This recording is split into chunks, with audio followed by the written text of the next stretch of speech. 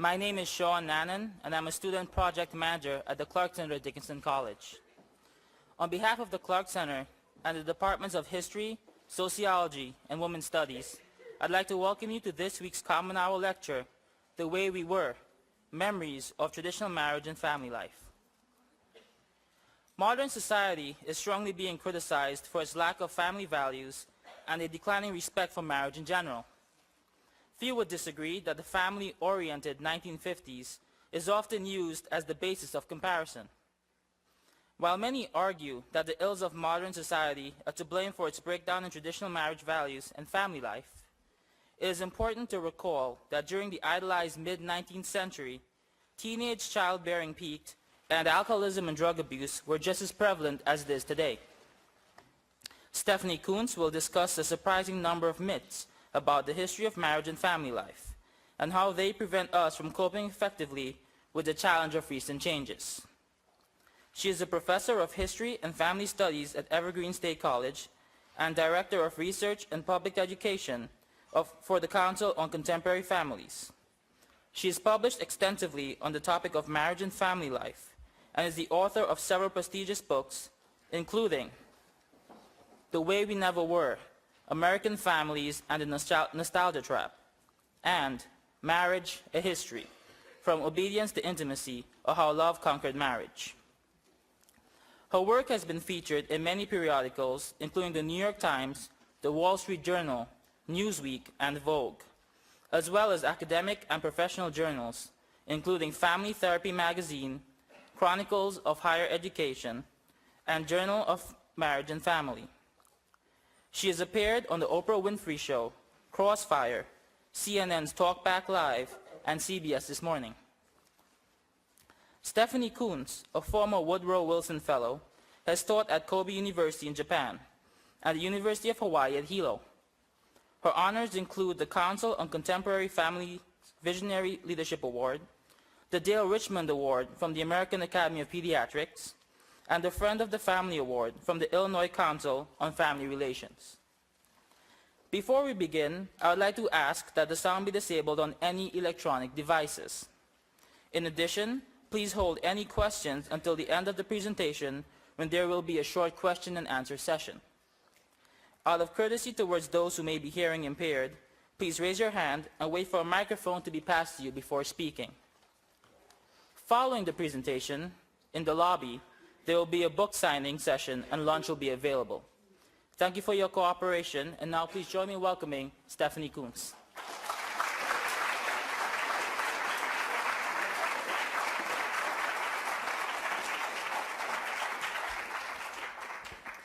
Well, I know we've got lunch waiting for us and classes at 1:30, so I can't really take on all the myths about marriage and family life. And I think I'll just concentrate today on some of the things about the way marriage has changed that maybe we don't completely understand. I mean, we all know that marriage is different than it used to be, and that's absolutely right. But it's not entirely clear that everybody actually does know how marriage used to be. A lot of the things that we think are new were in fact extremely traditional, whereas a lot of the things that we think are traditional were in fact very new and short-lived inventions. Probably the best example of the latter is dual-earner families. You know, the Ozzie and Harriet family of so-called tradition was a very short-lived family form through most of history. Women were co-providers for their family. They not only brought home half the bacon, they raised the pig and butchered it and took it to market. The idea that men were breadwinners was unknown. In colonial days, women were called yokemates and meat helps.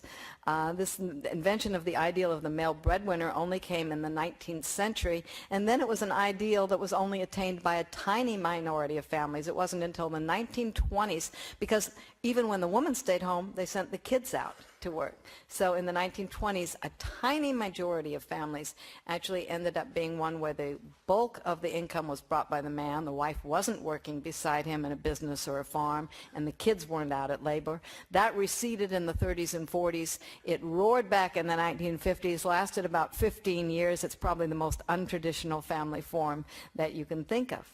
What about the things that we think of as new but that are in fact traditional? Well, the most obvious example of that is one-parent families. One-parent families were the norm throughout most of history because of high death rates.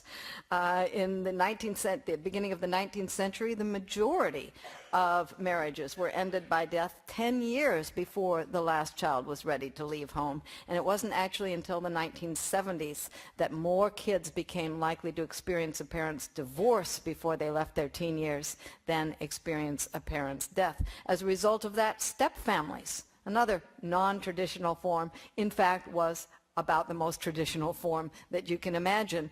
And in fact, many step-families of the past had many more problems than the ones that we tend to think of today.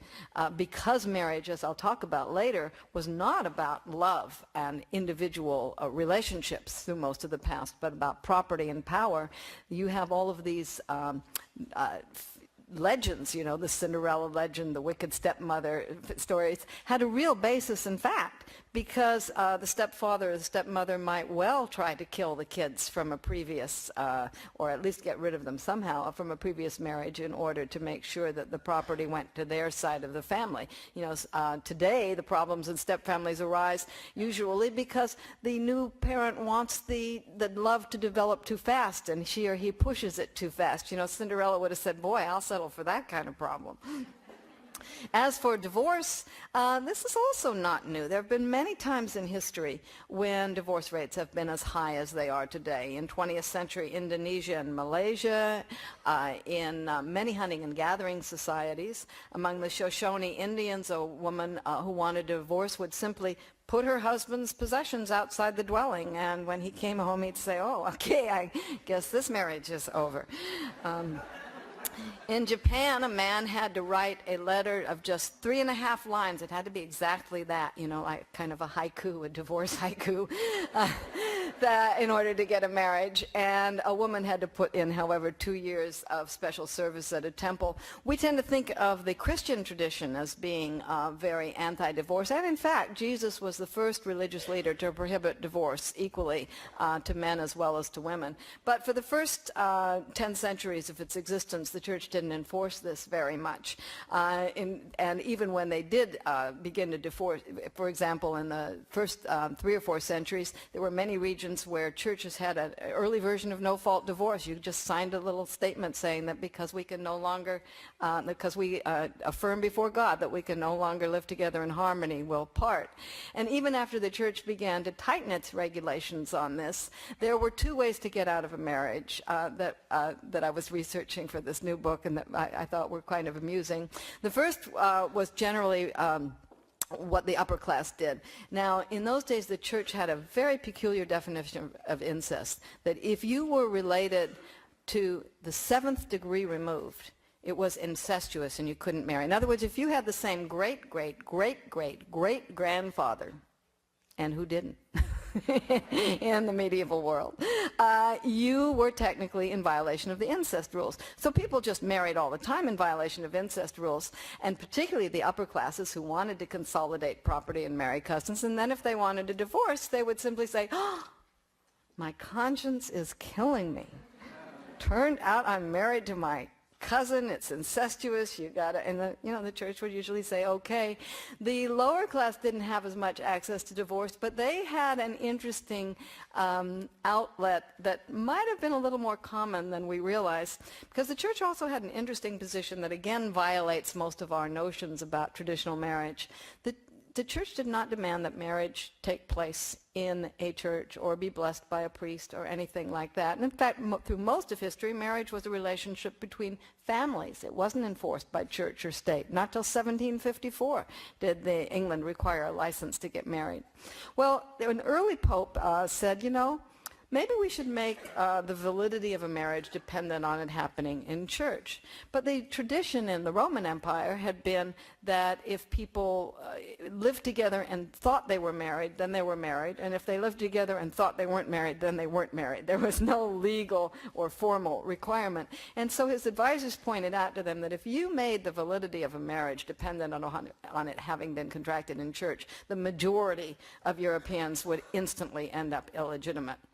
So the church took the position that you were married, They would prefer it if you had banns and parental consent in a church marriage, but if you said that you had exchanged words of consent out by the woodpile, no witnesses, no priest, then you were married.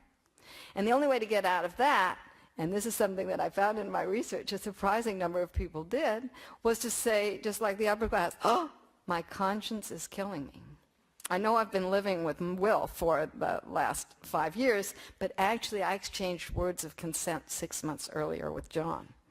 And the church said, well, then you've got to go live with him. So divorce is not, some people look back nostalgically to the days before no-fault divorce or the days before divorce at all, but in most societies that didn't allow divorce, all that meant is that when desertion happened, women and children had no recourse to get alimony or child support.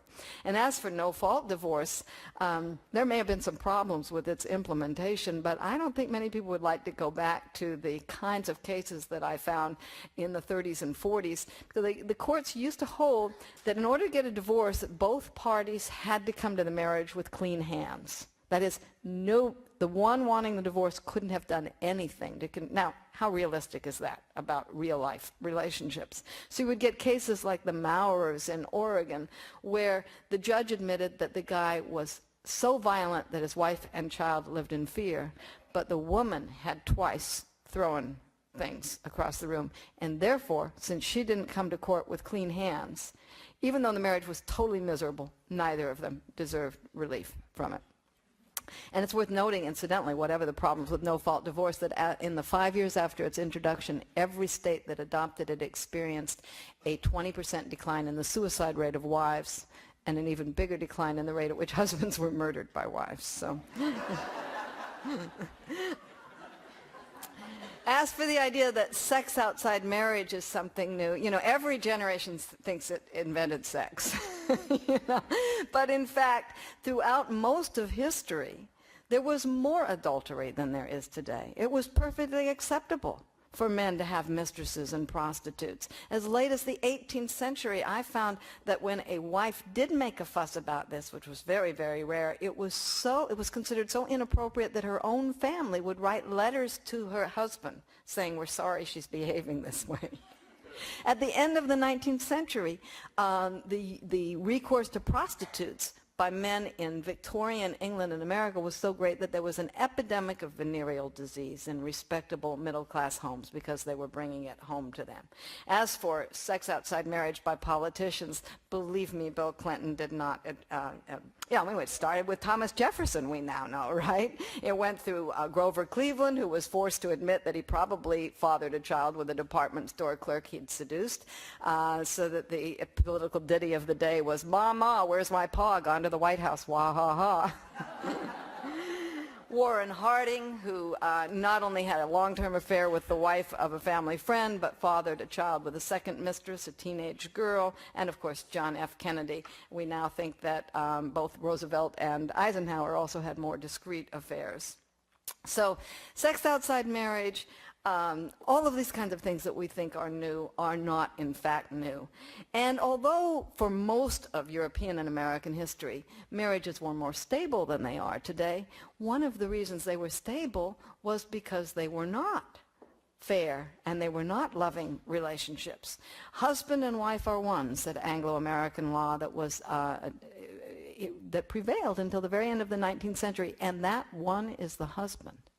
He had the right to make all decisions for the family. He owned and controlled all of the property, even if the woman brought it from inheritance or had earned it herself. And he had the right to physically restrain his wife until 1897. It wasn't until 1897 that the British courts ruled that a man didn't have the right to imprison the wife in his home. He also had the right to beat his wife. It wasn't until 1864 that the first courts in America began to forbid that. I did find one prohibition against wife abuse in my research, and that was in 16th century London. Beating your wife was prohibited after 9 o'clock because it would wake the neighbors. But these marriages were not harmonious in the past, and nor did traditional marriages always protect kids. Sometimes we think that they did, but actually through most of history, parents didn't sacrifice their kids. Kids sacrificed for their parents. Kids were, it was child labor that provided for the parents' retirement. And instead of saving up for the education, parents pulled their kids out of school. And although, and right up until the 1940s, we have budget studies, malnutrition studies, hospital records that show that in many families that were actually slightly officially above the poverty line, there were in fact two standards of living in that family. One considerably above the poverty line for the man who had protein, medical care, meat for dinner, and even recreational money for beer, and one considerably below it for the women and children. That's no longer true in America, partly because the women's movement has made it possible for a woman to leave a marriage that is so unfair. It remains so true in the rest of the world that in Africa and parts of Latin America, a woman's biggest risk factor for AIDS is to be married. And children in single female-headed families where the woman has a job are often more likely to be well-nourished and to get education than children in two-parent families where the wife doesn't control any of the income. So these things, I think, lead us to suggest that perhaps we shouldn't romanticize the past. But what is new? What is new today? The first thing is that marriage is today about love. It's about a relationship. And as I'll explain in a minute, this is a very rare thing to find in history, and it was a very new invention. And the second is that both men and women have the options not to marry or to leave a marriage that they find unfair or unloving. And I will argue that this has created this tremendous historical paradox, that the very things that have made marriage more wonderful, more potentially fulfilling as a relationship, have weakened marriage as an institution, and vice versa. The same things that have weakened marriage as an institution have strengthened it as a relationship. What makes for a strong institution? It's rigid rules. Nobody has a choice. You don't have a choice whether you're a citizen of the United States and have to obey its laws, right? You don't make individual exceptions. You don't change the rules over time as someone ages. Well, those things make for a very strong institution, and if I may say so, they make for a fairly crappy relationship. What makes a strong relationship? That it's individualized, that it's negotiated, that it's fair, that you can change the rules, that you can change it as you grow older. But all those things make for a less stable institution. So what we have created as a result of these historic changes is that a marriage, when it works, is fairer, more fulfilling, more loving, more passionate, more intimate than any couple I studied in history would ever have dared to dream. But it's also more optional, it's more fragile, it's less bearable when it doesn't live up to that potential. It's hard for me to think of a way that you could keep the one and get rid of the other. So how did we get here? Well, as I said, for thousands of years, marriage was not about love. We now believe that contrary to the idea that marriage was invented to, protect women, or the feminist idea of the 70s, the obverse that it was invented to oppress women, marriage wasn't about the relationship between individual men and women at all. It was a way of making connections between bands that had to be able to cooperate when they met each other. It was a way of turning strangers into relatives. Many languages have the words like the ancient Anglo-Saxon word for wife, the peace weaver. The Maori of New Zealand say you can cooperate with groups in many ways. You can have rituals, you can have dances, you can have trading partners, you can have feasts to get good relations, but the strongest way to get a good relation is to make a link that produces a child with a foot in both camps. So we believe now that marriage was invented to get in-laws. Of course, that...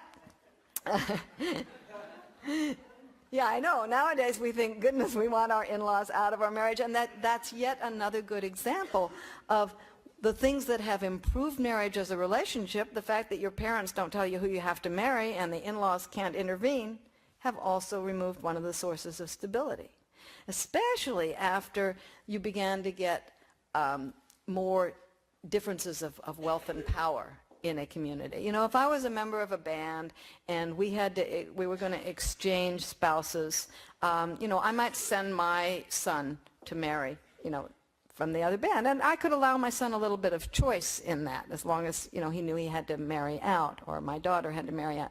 But let's say now we're in a society where I'm one of the real upper classes, or almost upper class in that.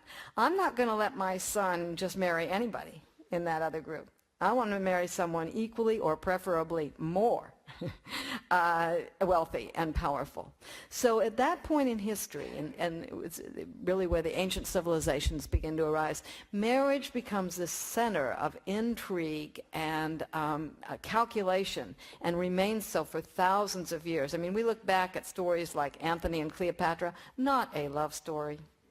You know, a self-interested power play by the two by two individuals of the two superpowers of the world attempting to bring them together. There's incest, bigamy, murder, betrayal, false paternity suits, you name it, everything, I think, but love. For thousands of years, marriage was about making these political and economic alliances. For the upper classes, it was the way you consolidated property, made business mergers, laid a claim to social status so that you could claim to rule. You know, you were descended from royalty on both sides. It was a way of concluding peace treaties and making military alliances. For the middle classes, it was also an economic and political calculation. You know, in Europe, of course, the dowry that a man earned right up until the 18th century, well, I wouldn't say earned, that he got at marriage, was the biggest, it was usually the biggest infusion of cash and property he would ever get at a single time. So the dowry was of a lot more interest than the daughter. And for women, of course, it was the way, having a dowry was the way your parents brought you a little economic security. So now today, of course, we save up for college. We try to send our kids to college to give them some economic security. And one of the things that parents say is, you don't have a choice about doing your homework when you're in high school, you know, because this is the providing for your future. Well, that's the way parents felt about arranged marriages at the time. You don't have a choice about who you married. I'm providing for your future, and often for ours as well. And that's the way it goes. Even in the lower classes, marriage was a practical matter. You couldn't run a farm or a business by yourself. You needed someone. Your neighbors were integrally concerned. Is this someone who's going to fit in with us? And neighbors had a lot of say, it turns out, over who married whom. Your parents were also concerned. Why don't you marry this person because they have connections at court, or they have a relative, or their land holdings are near to ours? And so we find there too that even where individuals had choice, they were more likely to choose someone who was a good work partner than somebody, you know, who they were madly in love with. So for centuries, what's love got to do with it could have been the theme song for most marriages. Not that people didn't fall in love, but it's no accident that most love stories throughout history were tragedies. Marriage wasn't the happy ending to a love story. It was usually the unhappy ending to a love story when people came to terms with what their parents were or what their needs were and got married. And then, about 200 years ago, some circles in Europe and America, in the process of the Enlightenment and the French and American revolutions, began to spread the radical idea that had been broached occasionally, tentatively, beginning to spread over the last couple hundred years, but never had won out.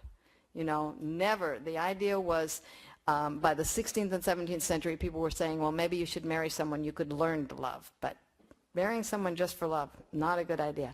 In the 18th century, especially the Enlightenment, had a big influence here. The idea that the state and the older generation shouldn't dictate to young people. They should maybe be able to choose their partners for themselves. Combine that with the radical idea of the French Revolution, the French American Revolution, Declaration of Independence, pursuit of happiness. People had a right to the pursuit of happiness.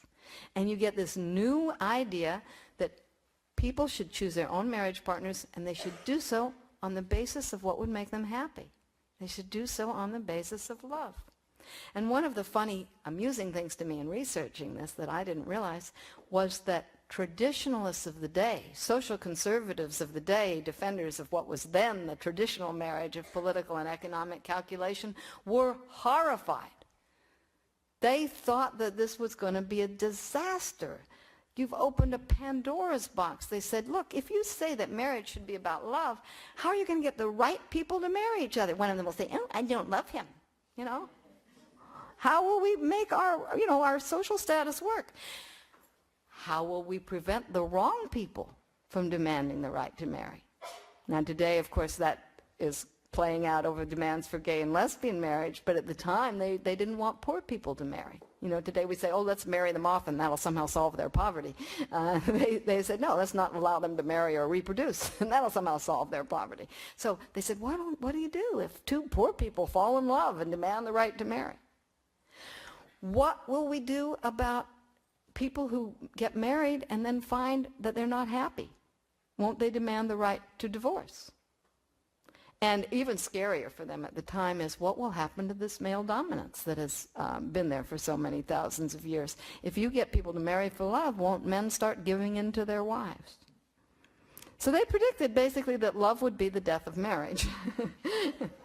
And actually, it turns out they had a point.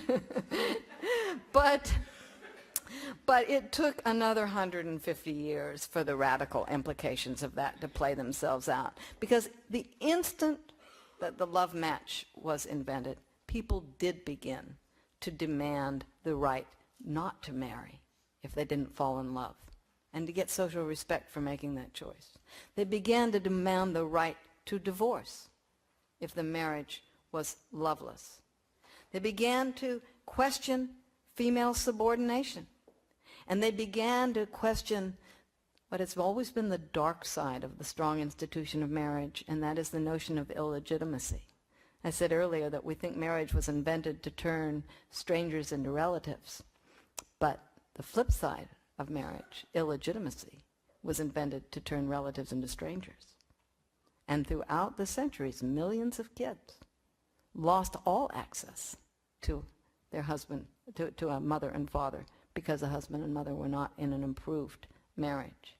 So people began to question that. It's no accident that illegitimate children were called love children.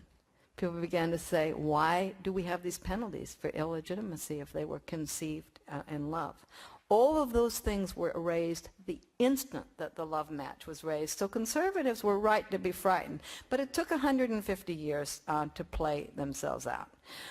First of all, in the 19th century, they developed they were very concerned about this because there was a wave of women's movements and demands for divorce in France, America, Europe, even demands for legitimation of gay and lesbian unions. They didn't call them marriage, but they said if people love each other, you know, we should recognize a valid relationship. France developed the slogan, there are no bastards in France. They wanted to get rid of illegitimacy. In America, there were demands for equality within marriage and free choice and the right to remain single. But these were pushed back in the 19th century by a combination of an almost conscious campaign to redefine love and marriage in ways that made it a little more manageable. And that was this new idea about the separation of spheres, and that now men were considered not to be in charge of women, but they were considered so different that men and women were only halfway human beings without each other, that men were the only ones who could go out and bring home the bacon, you know, contrary to, you know, thousands of years of evidence to the contrary. This new idea developed that they should be the ones who protected women and women should stay home. Women, by contrast, were the ones in charge of nurturing. Men weren't capable of that, contrary to thousands of years of evidence to the contrary, where men were the ones who remembered birthdays and organized funerals and weddings.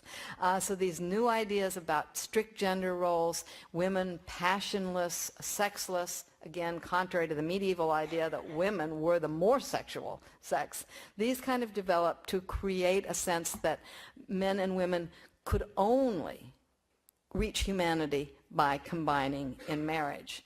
We look back at those Victorian marriages and romanticize them. They were very stable, and they did have a lot of sort of sentimental rhetoric around them, but actually when you scratch the surface, they were often quite unhappy because this new definition of men and women as polar opposites didn't exactly foster intimacy in marriage, Women often referred to men as the grosser sex. They were terrified of marriage, to get with this guy, and men, for their part, really didn't know how to deal with, these virginal, pure angels in the house, and often expressed considerable discomfort about how to be around them. The prostitutes were better company than the kind of woman that they'd like to marry. And there were all sorts of sexual tensions in Victorian marriage. So until you had a sexual revolution in the 1920s, that particular part of radical implication of the love match could not play itself out. Also, of course, you had unreliable birth control, and despite the attempt of France to outlaw illegitimacy, the strong penalties for illegitimacy remained in play until the late 1960s and 1970s. Most people don't realize this, but until a Supreme Court decision in 1968, a child who was born to and raised by an unmarried mother did not have any right to collect on her debts if she died, had no claim on her family for inheritance, and if she was killed by the wrongful act of an employer or someone else, could not sue for damages. So the harsh penalties against illegitimacy and the unreliability of birth control prevented the radical implications of the love match from playing out there. Furthermore, there was the ability of elites and employers to dictate behavior. So even though people were more and more talking about the idea that you ought to be able to divorce if you wanted to, and that love match, was more important, that actual love was more important than a marriage license, you could get penalized terribly. Right up until the 1950s, men who were not married by a respectable age or who were divorced could be denied promotions and employment. And of course, women were just ostracized if they had a baby. They did have babies out of wedlock, but they usually put them up for adoption or went away and pretended nothing had happened. And then, of course, there was the legal authority of men in marriage. Despite the fact that by the late 19th century, violence was not acceptable, and women gained their own property rights, most people don't realize that right up until the 1970s, most states in this country had head and master laws, and all of Western Europe did, which gave men the final right to make the say, to have the final decision about most things that went on in the home. And marriage was defined very unequally, that men but not women had a duty to support the family. Women but not men had the duty to take care of the kids, do the housekeeping, and provide sex, which is why it wasn't until the 1980s that it was possible to say that marital rape was a crime. If you were raped, even violently, by your husband, you had no recourse up until then, because the legal definition of marriage was that once you'd said, I do, you'd said, I will, forever. So as long as that legal authority of men in marriage prevailed, it was again a sort of tamp down the radical implications of the love match. And then above all, the thing that really held it in check was the economic dependence of women on men. So that, we tend to think that women are the more romantic sex, but actually it was men who were able to embrace the love revolution first. And in the 19th century, I read diaries and letters, and the men are like, oh, I'm just madly in love with this woman, I can't wait to marry her. And the women are like, well, my heart inclines to Harry, but, John over there has got better economic prospects. As late as 1967, there was a poll of college students in America, and they found that only 5% of the men, but 2/3 of the women said they would consider marrying someone they didn't love if he met all their other criteria. Well, in the last 30 years, all of those things have been swept away. We have reliable birth control. We have abolished the old penalties for illegitimacy, an important humanitarian reform, but one that has weakened the ability of marriage to dictate people's lives and the distribution of resources. We have told people that they cannot discriminate on the basis of personal behavior, that we use objective behavior to decide whether you can get into college or whether you're going to be promoted at a job. Again, decreasing the coercive power of elites. We've removed the legal authority of men in marriage. We've allowed women access to education, and above all, we've had women enter into the workforce in terms that make them more possible to be able to either refuse marriage, even if they're pregnant, or to leave a marriage. Marriage has changed more in the last 30 years than the previous 3,500. It is a worldwide, irreversible revolution that I've come to think of as the equivalent of the Industrial Revolution. And like the Industrial Revolution, it really shook things up.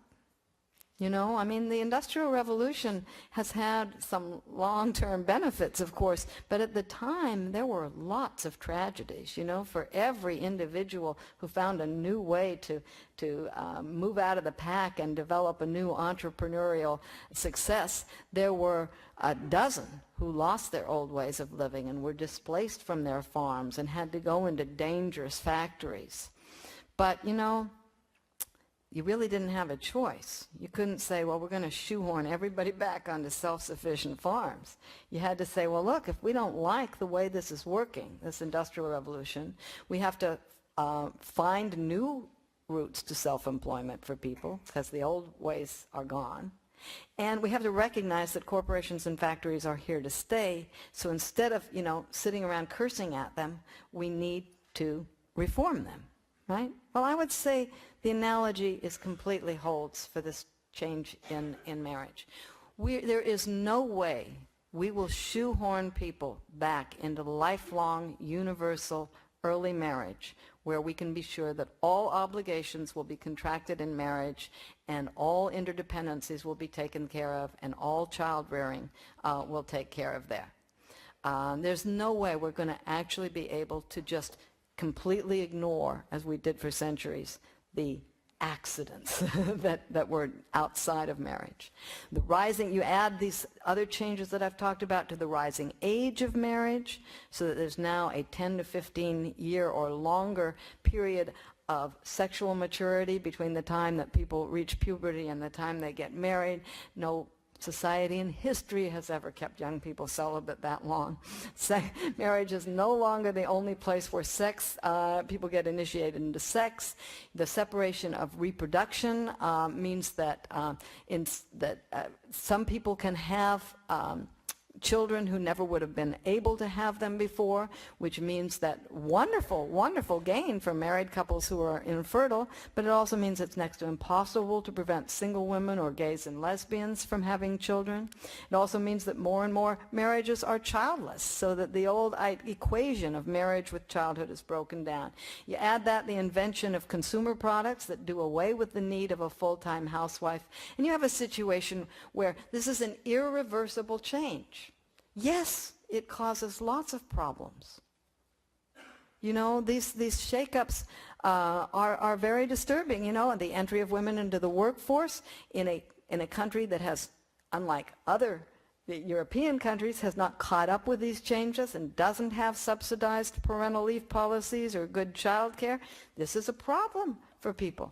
The new access to divorce. Yeah, some divorces deliver people from very difficult situations, but in other cases they're very, very painful, and the kids and the adults alike go through agonizing changes.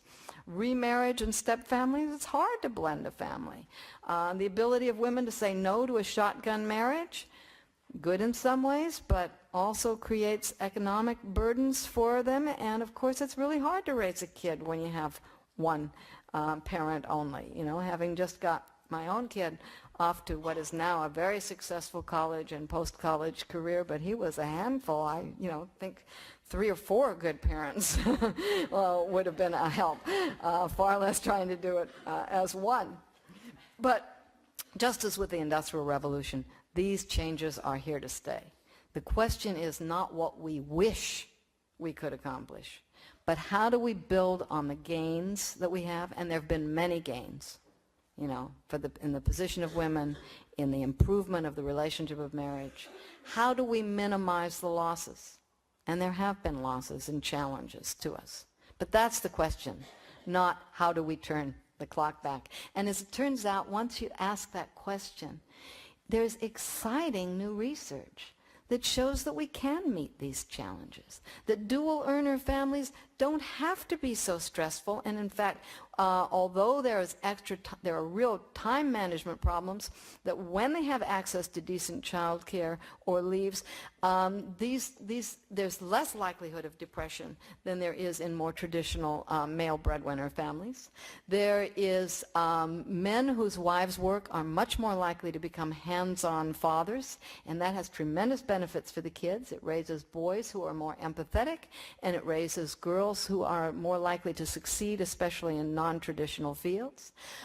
Even the use of child care is not bad. When you actually look at good child care, it substitutes for the historical loss of all of these sources of non-parental care and peer socialization outside of the families that we don't have in our commuter neighborhoods, and our smaller families today, and improves kids' social and economic adjustment, although not good. Unregulated child care does not do that. We know how to make marriages work better.